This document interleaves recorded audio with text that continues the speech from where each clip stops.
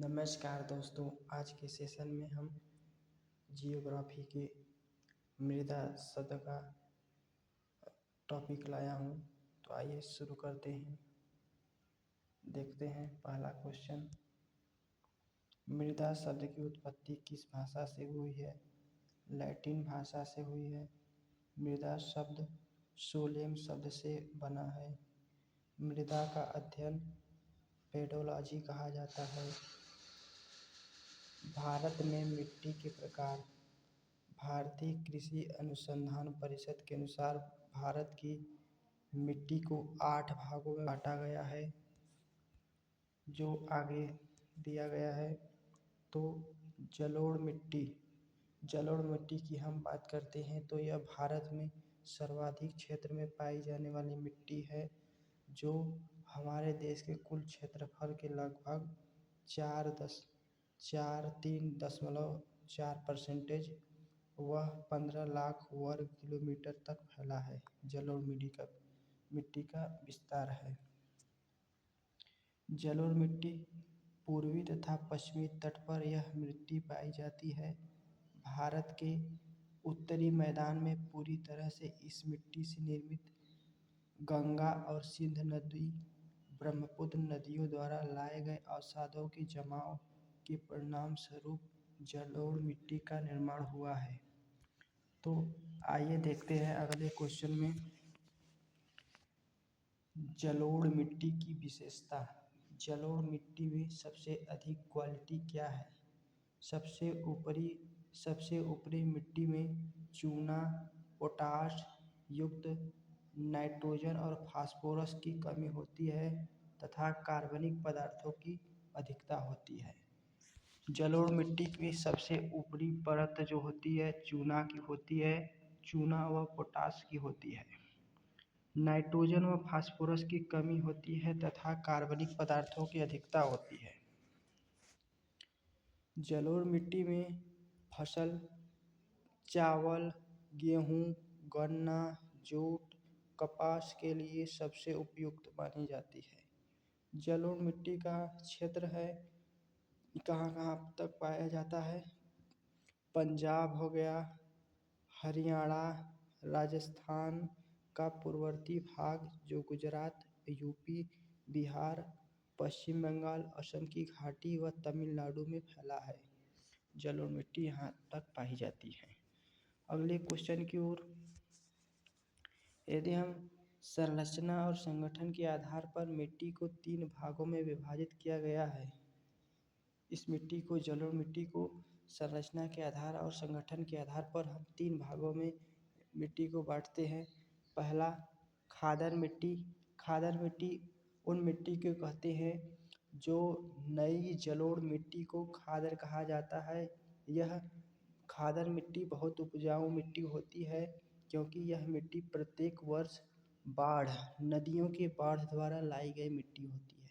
खादर मिट्टी में फसल उगाने के लिए कोई खाद की आवश्यकता नहीं होती है। यह बहुत ही उपजाऊ होती है। इसी तरह हम बांगर मिट्टी की बात करते हैं।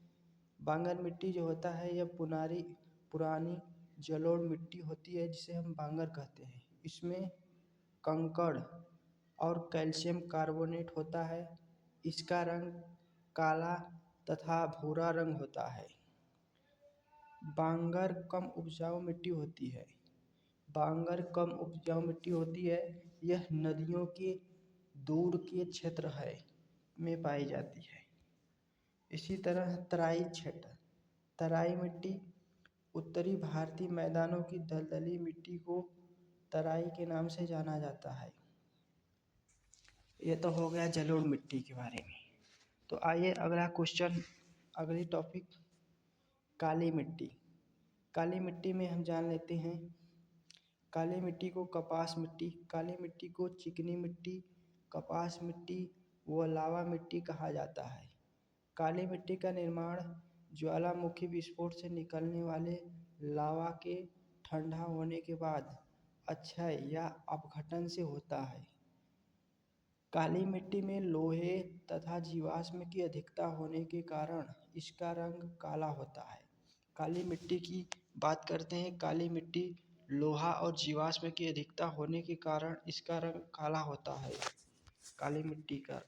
इसी तरह काली मिट्टी काली मिट्टी भारत में लगभग 16.6% भूभाग पर पाया जाता है। वहीं हम किलोमीटर की बात करें तो 5.46 लाख वर्ग किलोमीटर में काली मिट्टी फैला है, जो मुख्य रूप से दक्कन के लारवा पठार में विस्तृत है। काली मिट्टी का विस्तार। काली मिट्टी महाराष्ट्र में पाई जाती है। काली मिट्टी का सर्वाधिक विस्तार महाराष्ट्र में है। इसके अलावा केरल में, गुजरात, मध्य प्रदेश, आंध्र प्रदेश, कर्नाटक, तमिलनाडु में भी काली मिट्टी का विस्तार है। काली मिट्टी में जल धारण की सर्वाधिक क्षमता होती है, इसलिए इसे बिना योद्ध मृदा भी कहा जाता है। इस मिट्टी में लोहा युक्त चूना, एल्युमिनियम और कैल्शियम प्रचुर मात्रा में पाया जाता है काली मिट्टी में।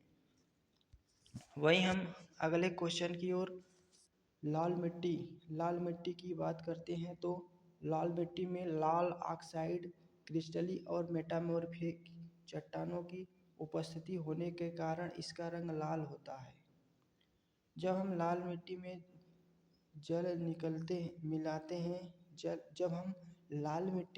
मिलाते हैं तब इसका रंग पीला हो जाता है, जिसके कारण इसे लाल व पीली मिट्टी के नाम से जाना जाता है। लाल मिट्टी को पीली मिट्टी के नाम से भी जाना जाता है। यह लगभग 5.18 लाख वर्ग किलोमीटर क्षेत्रफल पर फैला है। लाल मिट्टी कितने क्षेत्र में फैला है? 5.1 लाख वर्ग किलोमीटर क्षेत्र में फैला है। यह मिट्टी अम्लीय प्रकृति की होती है। अम्लीय प्रकृति की मिट्टी किसे कहा जाता है? लाल मिट्टी को। इसी तरह लाल मिट्टी में नाइट्रोजन और फास्फोरस ह्यूमस की कमी होती है, जिसके कारण यह कम उपजाऊ होती है। लाल मिट्टी कम उपजाऊ होती है क्योंकि इसमें नाइट्रोजन, फास्फोरस और ह्यूमस की कमी होती है। इसी तरह इस प्रकार की मिट्टी में कौन कौन सी फसलें उगाई जाती है? बाजरा, मूंगफली, आलू की उपज सबसे अधिक मात्रा में लाल मिट्टी में होती है। सिलिका ऑक्साइड की कमी होती है। लाल मिट्टी में किसकी कमी होती है पूछा जाए तो उत्तर देना है सिलिका ऑक्साइड की कमी होती है लाल मिट्टी में। अगले क्वेश्चन की ओर अगले मिट्टी की तरफ बढ़ते हैं। लैटराइट मिट्टी। इस मिट्टी का अध्ययन सर्वप्रथम 1905 ईस्वी में एफ बकानन ने किया था।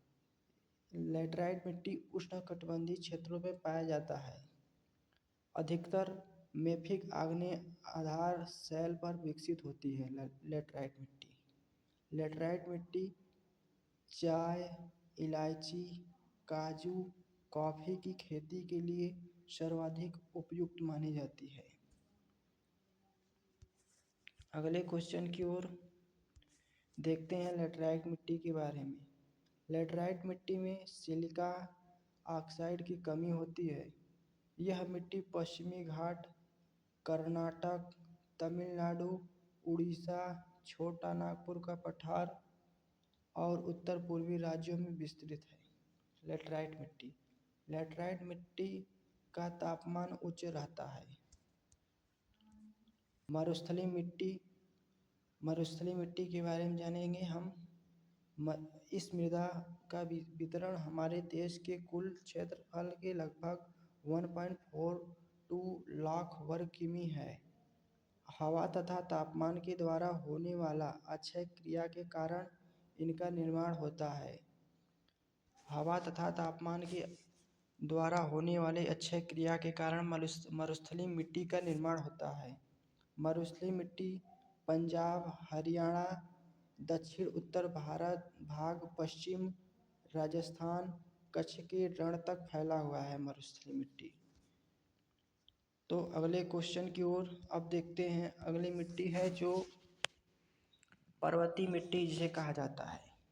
पर्वतीय मिट्टी के बारे में, मृदा के बारे में। इस मृदा का विस्तार देश के कुल क्षेत्रफल के लगभग 3 लाख वर्ग किमी में है। पर्वतीय मृदा का निर्माण जैविक पदार्थों के अपघटन से हुआ है। किससे हुआ है? जैविक अपघटन पदार्थों से हुआ है। पर्वतीय मिट्टी पोटाश युक्त व फास्फोरस तथा चूने से रहित होती है। मतलब पर्वतीय मृदा में पोटाश पाया जाता है, फास्फोरस व चूने की अधिकता होती है। पर्वतीय मिट्टी में चाय, कॉफी के लिए मृदा अत्यंत उपयुक्त होती है। पर्वतीय मिट्टी का क्षेत्रफल जम्मू कश्मीर और हिमालय क्षेत्र, हिमाचल प्रदेश, पश्चिमी और पूर्वी घाट की प्रायद्वीपीय भाग में पर्वतीय मृदा पाई जाती है। तो अगले क्वेश्चन की ओर हम देखते हैं। अगला टॉपिक दलदली मृदा। दलदली मृदा का वितरण 1.0 लाख वर्ग किमी क्षेत्र में फैला है। डेल्टाई क्षेत्र में बहुत अधिक नमी होने के कारण दलदली इस प्रकार के मृदा का निर्माण होता है। यह भारी होती है, भारी और उच्च आर्द्रता वाले क्षेत्रों में पाई जाती है। दलदली मिट्टी कहाँ पाई जाती है? भारी और उच्च आर्द्रता वाले क्षेत्रों में, जैसे केरल हो गया, तमिलनाडु हो गया, पश्चिम बंगाल के क्षेत्रों में दलदली मिट्टी पाई जाती है।